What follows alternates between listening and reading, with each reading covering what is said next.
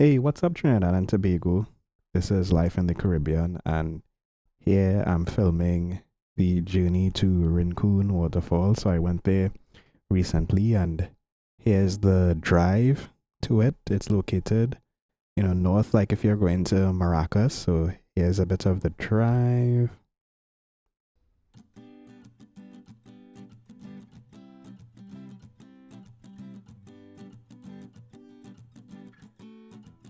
And here you can see we arrived in Maracas, and you can see the water there.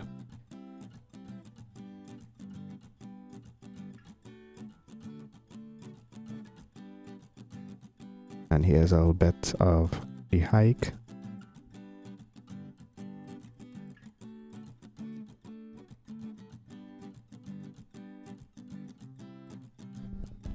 Here is the waterfall.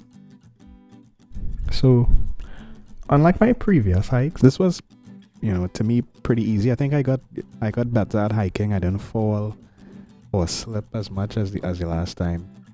Although, I heard this, it was a hard hike, But yeah, this is the waterfall.